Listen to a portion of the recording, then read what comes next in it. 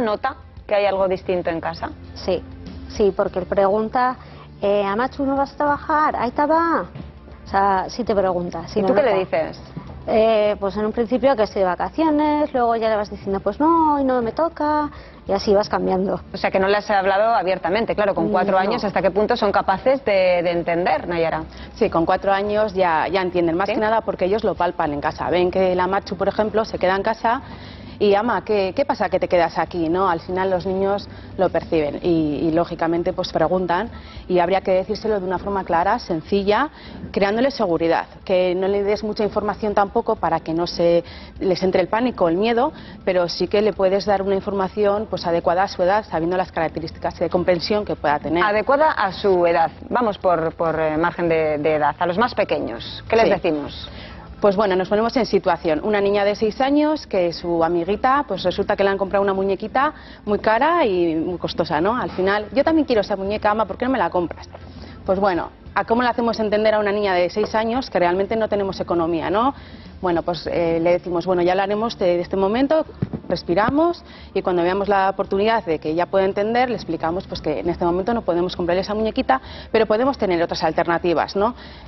Una alternativa, ponemos en la lista de deseos, cuando sea tu cumpleaños le pedimos a la tía que te compre esta muñequita, ¿no? Pues un poquito ir dándole alternativas. Avanzamos en edad. Un poquito más mayores. La preadolescencia, por ejemplo, una niña de 11 años que tiene una fiesta de cumpleaños en el que van a hacer fiesta de pijamas, y todas las niñas tienen el pijama muy moderno y muy bonito, y ella pues tiene un pijama feo, muy pasado de moda, y que bueno, realmente lo llevan mal también, ¿no? Hay que explicarles la situación en la que estamos viviendo, pues no podemos comprarte este pijamita, tranquila, ya llegará el momento, pero también puedes ahorrar para que tú, cuando puedas, te compras ese pijama que tanto te gusta, ¿no?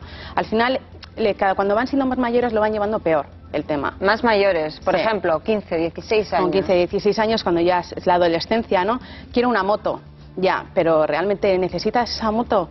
Seguramente que miran para arriba así cuando tú les dices, yo cuando tenía tu edad iba andando, ¿no? Tienes que buscar una alternativa un poco más económica porque no podemos. Entonces, pues bueno, también lo llevan bastante mal, pero bueno, también tenemos otras alternativas. Es decir, con esa edad igual puedes dar clases particulares a niños más pequeños, puedes repartir publicidad. Es una forma, ¿no?, de conseguir economía para tú poder llegar a eso. Nayara, estás hablando siempre en términos de consumismo. Quiero esto, quiero lo otro, quiero lo de más allá. Pero tú nos lo has dicho antes, el niño percibe las sensaciones, que igual hay, no sé, más nerviosismo, hay tensión. Sí, claro, a ver, llega un momento que estás en paro, cuando se acabe ese paro, ¿qué vas a hacer? No encuentras trabajo, tienes unas necesidades que tienes que cubrir. Entonces, claro, si tú, por ejemplo, como persona, te pones nerviosa, pues él también lo nota. Igual no eres todo lo paciente que podías ser antes. Sí, estás más alterado, a lo mejor, o lo que sea, y ellos lo notan. Bueno, ¿hasta qué punto, cuando van siendo un poco más mayores, son más realistas? Ellos ven televisión, pueden llegar a ver las noticias y ven que hay algo pasa, y que no solo pasa en su casa, sino que pasa en el edificio, pasa en un pueblo. ¿Son realmente conscientes, perciben lo que supone una crisis? Claro que sí. Nosotros como padres pensamos que no lo perciben, ¿no?, que están en una burbuja, todo lo contrario. Ellos saben perfectamente por lo que están pasando sus padres, ven que se están empobreciendo, que hay un nivel de estrés. Y sí que es cierto que nosotros como profesionales, en las consultas, vemos que se están acercando cada vez más casos con niveles de ansiedad, con niveles de estrés, incluso conductas un poquito disruptivas, porque a ellos les afecta también todo este tema. ¿Y están madurando a golpe de crisis algunos niños? Pues sí, no les queda otra que ir madurando y adaptándose un poquito a las circunstancias. Y la socialización de una situación como por ejemplo un desempleo, un paro, quien más que menos conoce a alguien que se encuentra en esa situación, ¿no le quita hierro a esa cuestión? Es decir, el padre de, la madre de, también está en paro como en nuestra casa. ¿De alguna manera eso suaviza la situación? Bueno, depende un poquito cada caso, ¿no? Pero sí que es cierto que al final se vuelven un poco, hay que fomentar un poco la solidaridad, ¿no?, la generosidad, y pues hacer un poco grupo, pues tu aita está en paro, no te preocupes, el mío también, vamos a intentar buscar soluciones. Sí que es verdad que pasa. Pero de todas maneras, Andoni, los más pequeños también reflejan, y en las consultas de los psicólogos lo estaréis viendo, esa angustia que suscita una crisis, una situación de desempleo, una situación de desahucio a través de los dibujos. A través de los dibujos. Es un ejemplo práctico que hemos querido realizar hoy en el programa. En Euskadi existen 178.000 parados. Bueno, de ellos, 45.000 hogares tienen a todos sus miembros sin empleo, sin trabajo, desempleados. Hemos pedido a 3 niños vascos de 7, de 8 y de 9 años que nos dibujen la crisis, que nos digan cómo la perciben ellos. El primer ejemplo es el de un niño de 7 años. Es el dibujo que están viendo. Este es el que han hecho. Una casa, vemos un jardín con 2 árboles, un banco y 2 niños. Un niño le pregunta a otra niña, ¿tienes dinero? ¿Me lo das? Y ella le dice que sí. ¿Qué conclusión tendríamos que sacar, Nayara? ¿Que los niños perciben la crisis como la falta de dinero? Entre otras cosas, ¿no? Al final el dinero es lo que engloba también el tema de la salud y el factor emocional. Si vemos ahí claramente, en ese dibujo lo más importante es la economía, ¿no? ¿Me das dinero? Sí. Y sin embargo ahí hay una sonrisa y es porque le está dando el dinero. Le dice, sí, toma el dinero. Si le dice que no, seguramente el dibujo de ese niño sería para abajo la sonrisa. Bueno, segundo ejemplo, niña de 8 años. Nos lo envía desde Áraba. Este es el dibujo que ella ha realizado. Vemos 2 casas claramente diferenciadas. Una parte de las viviendas más modernas, comunicadas por caminos, al fondo una piscina y en la parte inferior del dibujo una niña con un bote en el que pide dinero y con una casa sin amueblar, con solo una cama y 2 recipientes. De este dibujo, de esta ilustración, podríamos deducir que los niños perciben esa diferencia entre mundo rico y mundo pobre también. Absolutamente, ahí lo ha dejado bastante claro. Ahí vemos pues, las carreteras para llegar a los diferentes puntos en donde está pues, el colegio. Ella está apartada, con la sonrisa también no hay sonrisa, y si ve su casa, totalmente pobre, ¿no? Al final ella se ve totalmente distante, no se encuentra en ninguno de los 3 puntos, solamente en su casa pobre. Bueno, tercer y último ejemplo. Aquí encontramos un salto cualitativo. Lo realiza el dibujo un niño de 9 años. Es el que van a ver. ¿Por qué hablamos de salto cualitativo?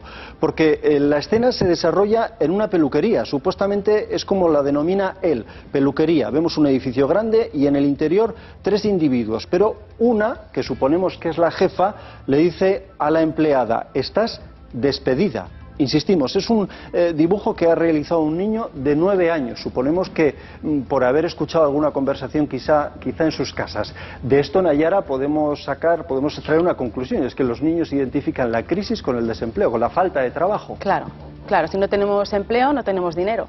Si no tenemos dinero, somos pobres, ¿no? Al final ahí lo que se refleja está bastante claro, es el día a día. Cada vez hay más paro y en esa situación ella es la niña, la de en medio, en la que su madre es la de en medio, en la que ahí ve que la han despedido y puede ser su madre perfectamente. Y ahí hay una chica que está como sonriendo, me imagino que será la que le están peinando, es una peluquería, entonces ella como sí que tiene dinero, está sonriendo. Bueno, pues son 3 ejemplos de 3 niños, insistimos, 7, 8, 9 años, con los que hoy hemos querido poner ojos, poner realidad a esa crisis también, a ver cómo ellos reflejan esa crisis. ¿Tu hijo realiza este tipo de dibujos? No, pero sí pregunta. Sí. Sí pregunta. Pregunta, además de por la situación que vosotros estáis viviendo. Sí, ¿por qué no vas a trabajar? ¿Qué ha pasado? Sí pregunta. ¿Qué secuelas deja ese tipo de situaciones? Pues depende si al final puede tener solución o no, pero sí que es cierto que en algunos casos, sobre todo en la adolescencia, como también se les junta con la etapa de la desobediencia, de los retos, pues puede llegar a tener conductas viciantes, que se van a la droga, embarazos antes de tiempo, puede llegar a haber esas situaciones. ¿Y el colegio qué papel tiene que jugar en este contexto? Pues el colegio tiene un papel súper importante de hablar con los padres, hablar con los niños, ayudarles, ¿no? Hacer alternativas gratuitas, pues no puedes ir al cine, pero igual podemos hacer una excursión en la que no haya que gastar dinero, colaborar también con los padres. Ana, ¿tú esto lo estás viviendo? Sí. ¿En tu centro? Sí. Yo creo que no hay una correlación exacta entre crisis y una reacción anómala en los críos. Yo creo que es importante también cómo se gestiona esa crisis y y yo creo que nos jugamos mucho en el mundo de los afectos, es decir, tanto la crisis económica como una crisis de salud, como una crisis familiar de ruptura de los padres, de las madres. Es decir, eso, los críos son altamente sensibles. Entonces, cómo sea su cobertura afectiva, cómo se gestione el quitar importancia a las cosas. Es decir, que la crisis que viven los niños es una transmisión también de la crisis que viven los padres. Igual, si las familias de alguna manera pues van quitando importancia, van también pues llevando también la importancia a otras cosas, también dando valor a no solamente al dinero o a la falta de lo que tienen, sino dando valor a las cosas que sí tienen. Eso hace. Qué difícil tiene que ser enviar un mensaje positivo cuando tú estás hundido. Claro, ese es el problema, claro, es que los primeros que tenemos que aprender a gestionar la crisis, la que sea, somos los adultos. Pues yo creo que eso puede depender, Ana, de las edades. Me pregunto, ¿a partir de qué edad le puedes decir al hijo: no, mira, es que estamos pasando por esta situación? Siempre, yo creo que de una manera o de otra, fácil, más difícil, pero engañarle a los niños nunca. No, decir, pero con cierta edad que... Adaptándolo. Yo me pregunto como padre, trabajo, pero está trabajando en casa. Yo me pregunto como padre, con 4 años, yo creo que con 4 años, yo creo que no es necesario decirle al hijo... Lo perciben, sí, es necesario. Claro que lo perciben. Pero es decir, no tenemos de trabajo, no tenemos dinero, ¿qué más? Decir, bueno, vamos a tener menos dinero, pero voy a estar más tiempo contigo. Y entonces, contigo. ¿qué es mejor? Lo perciben, entonces te preguntas, es decir, no pasa nada. No o pasa decirle nada, la verdad. Las cosas hay que explicárselas. Eso sí, tampoco le vas a dar excesiva información, por lo que os he comentado un poco, ¿no? Al final lo que estamos generando es más miedo. Hay que decirle las cosas pues con tranquilidad, con suavidad y demás. Pero tiene un reflejo en el aspecto educativo, es decir, en el rendimiento de los chavales luego a la hora de acudir a clase. Eso por un lado, y luego por otro lado, quería preguntaros cuando la crisis es todavía más palpable. Es decir, hay un alto porcentaje de chavales en España que su única comida, o la principal casi exclusiva comida, es la del mediodía en el propio colegio. Es decir, cuando la crisis todavía es más palpable, cuando empiezan a faltar cosas en casa, ¿qué explicación se le puede dar? Es decir, cuando en una pareja es difícil explicarse y saber qué hacer, ¿cómo le trasladamos eso a un chaval?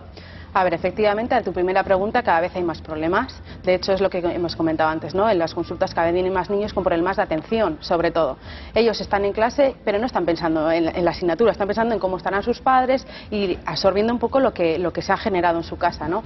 Entonces sí que es cierto que cada vez hay más problemática. El tema de la alimentación. Si antes, por ejemplo, igual iban al supermercado y compraban cosas pues más caras, más frescas, ahora ya no se puede, ni la comida es tan rica ni tan abundante. Entonces eso al final neurológicamente también les puede afectar. Si solamente comen una vez al día, lógicamente un niño se mueve, corre, tiene que tener más energía y al final su estado de ánimo va decayendo. El bocadillo mágico, ¿no? Que dice ese anuncio, el bocadillo mágico, que mi amacho me pone el pan y yo me imagino qué es lo que hay dentro, porque no hay para meter absolutamente nada dentro. ¿Cómo se explica el drama de un desahucio cuando te echan de tu casa? Bueno, eso ya son palabras mayores. Pero se da, ¿eh? Se da mucho, sí. Cuando ven que tienes que recurrir a una familia, a tu propia familia, ¿cómo les explicas? Pues le tienes que explicar también lo mismo, adecuando un poco a la edad, ¿no? Si es un niño pequeño, no le vas a decir me han echado de casa por no pagar la hipoteca. Pero sí que le puedes decir, no, vamos a pasar aquí un tiempo, es temporal, luego ya volveremos a casa. Más o menos para que ellos tampoco sufran más de lo que deben. Salvando muchas distancias y no nos ponemos en la piel de los casos más críticos en los que no tienen absolutamente nada que comer, pero ¿hay un efecto positivo en lo que al consumismo se refiere? Es decir, como ahora no tenemos tanto dinero, nos estamos quitando de cosas que realmente no necesitamos, los grandes paquetes de patatas fritas, las grandes galletas que no venían a cuento de nada, o esas 5 muñecas cuando realmente podrías jugar con 2. Efectivamente, les creamos valores de saber valorar las cosas, ¿no? Antes yo igual tenía 5 muñecas y no hacía caso ninguna de las 5, porque claro, como tenía tantas, ahora de repente ya veo que me cuesta muchísimo conseguir una. Pues al final lo que estás inculcando son esos valores de saber valorar las cosas. Y también tiene que ver con el tema de los límites. Es decir, no vamos situando no en, como habéis dicho, el que no tiene para comer o el que está desahuciado, ¿no? Sino al que le han reducido, digamos, los ingresos. Es decir, de estos niños todopoderosos que quiero y todo lo que quiero me lo compran y llegan no sé qué fiestas o qué navidades y tienen 1, 2, 20 regalos. Es decir, también el gestionar esto para gestionar límites, para decir, no, una cosa, 2 cosas y aprendes a vivir, digamos, pues de una forma más sencilla, iba a decir más austera incluso, que decir que yo creo que eso redunda en beneficio de la educación de estos jóvenes, en vez de estos niños que lo tienen todo y el día que tienen que gestionar una frustración, se convierten en agresivos y es un auténtico desastre. De acuerdo, Ana, decía, los ejemplos que ponía antes Nayara a mí me han recordado a los de toda la vida, que nos ha pasado a nosotros, que no sé qué compañero tenían unas zapatillas de tal marca, una bicicleta no sé qué, y a los demás pues igual nos tenían que comprar algo o no comprarlo. Pero nos han enseñado a aprender a que no nos compran y no pasa nada. A eso voy, quiero decir que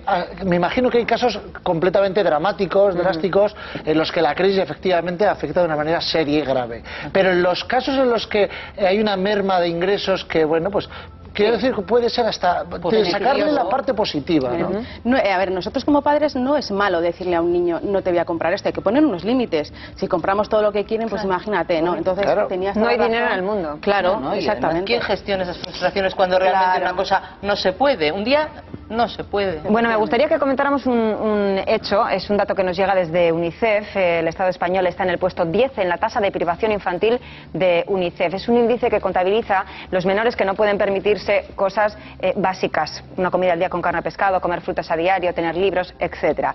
Pero resulta que este informe de UNICEF dice que las relaciones sociales en este país son más estrechas. Las familias españolas se esfuerzan por mantener una red social, lo que hace que los niños estén más contentos a pesar de que su ambiente sea más precario. Me ha llamado mucho la atención esto. Sí, porque al final, si tú ves que estás mal de dinero, que estás con pobreza, y yo tengo a mi pareja o a los amigos de mi pareja que también están, al final hacemos piña. Y esa unión que tenemos nos hace cómplices. Y al final eso también les ayuda mucho. María Teresa, ¿eso tú lo estás notando? Sí. A ver, yo tenía un trabajo en el cual cerraron la empresa y la empresa, pues nada, al cerrar no nos indemnizó. Entonces yo ahora tengo que pagar un abogado de mi propio dinero para que ese señor el día de mañana, si buenamente quiere, nos pague.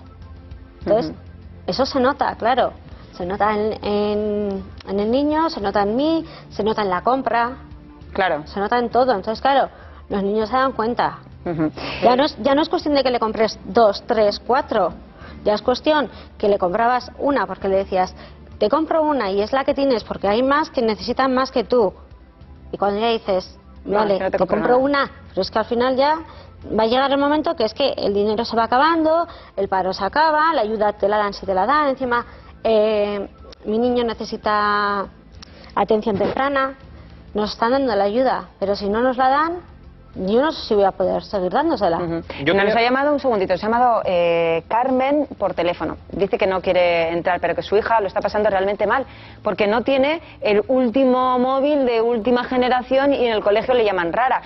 Nos puede parecer baladí el hecho de, pues un móvil no es absolutamente necesario para la vida, pero sí en un contexto de socialización es muy importante. Yo quería preguntarte precisamente por la crueldad de los niños, que siempre ha estado latente de alguna manera. ¿Los niños entre sí hablan de la crisis, no utilizando quizá el término crisis, pero entre sí hablan de la situación nueva en la que se encuentran sus padres en casa, cómo algo ha cambiado? ¿Lo tienen patente? ¿Hablan de ello? No. Ellos lo único que ven es que no tienen el móvil de última generación, que la ropa no es tan chuli como... Eso es lo que ven. Pues nos vamos a quedar con eso, perdóname, tenemos que despedirnos, no sin antes recordarle que esta noche, tras el Teleberri, entrevistan nuestros compañeros de servicios informativos a Sergio Treviño, director general de Fagor Electrodomésticos. Y los programas 60 Minutos y El Dilema se centrarán también en la situación de esta cooperativa. Nosotros volvemos mañana. Viar Arte, agur.